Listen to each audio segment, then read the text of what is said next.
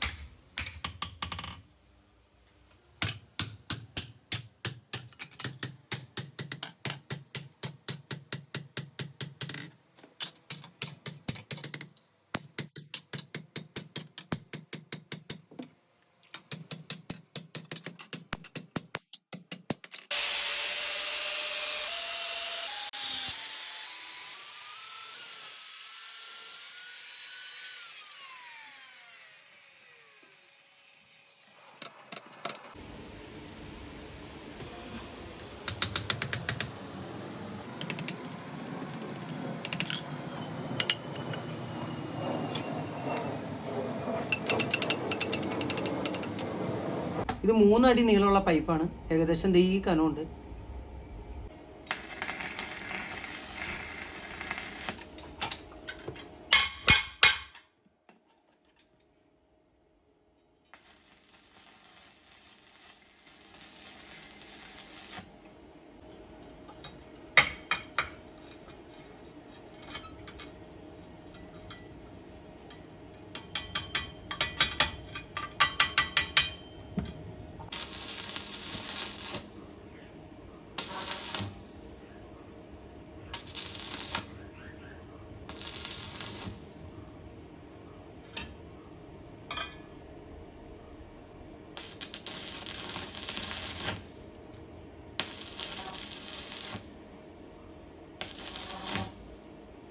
ഇതിപ്പോൾ ഈ 4 സൈഡിൽ കൊടുത്തേക്കണ ടാക്ക് ഇതിന് ധാരാളമാണ്. ഇത് ശരിക്കും ഇത് ചുറ്റും വെല്ല് ചെയ്യാണ്ടിരുന്ന് കഴിഞ്ഞാൽ അത്രയ്ക്ക് കൂടി ഈ പൈപ്പിന് നല്ലതാണ്. ഇത് ഒടിഞ്ഞു പോവാത്ത ഒരിത് കൂടുതലും ഈ ഇത്രയും ടാക്കുമ്പോൾ നിർത്താണെങ്കിൽ കിട്ടും. പക്ഷേ ഇത് ഇങ്ങനെ ഒരു കസ്റ്റമർക്ക് ഇത് കൊടുക്കുമ്പോൾ ഉണ്ടല്ലോ, അവരുടെ ചിന്താഗതിയിൽ, എൻ്റെ അനുഭവം വെച്ച് പറയാണ്, അവരുടെ ചിന്താഗതിയിൽ ഇത് നമ്മൾ ലാഭം കാണുന്നതും അതുപോലെ തന്നെ ഇതൊരു ഭംഗി കുറവും ഒക്കെ ആയിട്ടാണ് ഫീൽ ചെയ്യണത്. ഇത് ഇതുപോലെ നമ്മൾ കൊടുത്തു കഴിഞ്ഞാൽ ചിലപ്പോൾ ഇത് അങ്ങോട്ട് എല്ലാവർക്കും അത് അങ്ങോട്ട് അക്സെപ്റ്റ് ചെയ്യാൻ പറ്റുന്നില്ല. ഒരു കാര്യമാണത്. അതുകൊണ്ട് ഇത് ഞാൻ ഫുള്ള് വെൽഡിയാണ്. ഈ ഫുള്ള് വെൽഡ് ചെയ്യാണ്ടിരിക്കുകയാണെങ്കിൽ ഇതിന് കൂടുതലും കുറച്ചും കൂടിയും ഇതായിട്ട് ലാസ്റ്റിങ് കിട്ടുള്ളൂ ഇതിന്. അത് ഈ വെൽഡ് ചെയ്യുന്ന ചേട്ടന്മാർക്കൊക്കെ അറിയാൻ പറ്റും ഇതിൻ്റെ ആ ഒരു സ്ട്രോങ്. ഒരു ടാക്ക് എത്ര കിലോ വെയിറ്റ് വരെ താങ്ങാം, അല്ലെങ്കിൽ എത്രത്തോളം അതിൻ്റെ കപ്പാസിറ്റി ഉണ്ടെന്ന് ആ വെൽഡ് ചെയ്യുന്ന ചേട്ടന്മാർക്കൊക്കെ ഞാനിപ്പോൾ ഈ പറഞ്ഞത് മനസ്സിലാവും.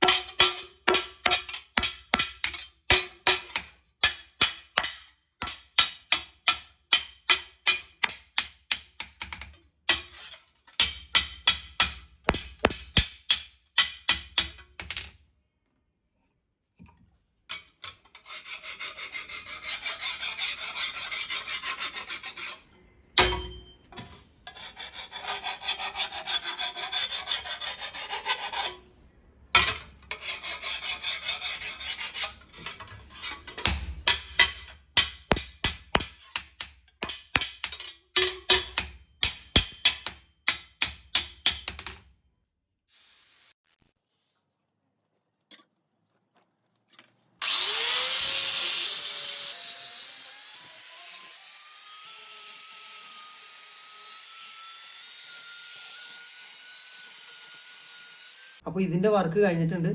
ഇതിനും ഉപയോഗിക്കുന്ന ഒരു ചെറിയൊരു രീതി എന്ന് പറഞ്ഞു കഴിഞ്ഞാൽ, നമ്മളിതിപ്പോൾ പൈപ്പാണ് ഇട്ടേക്കണത്. ഈ പൈപ്പ് ഇവിടം വെച്ച് ഒടിഞ്ഞു പോവാതിരിക്കണമെങ്കിൽ നമുക്കിത് കനം കൂടിയത് തരണം. കനം കൂടിയത് ഇട്ടാൽ ഇത് ഓവർ വെയിറ്റ് ആവും.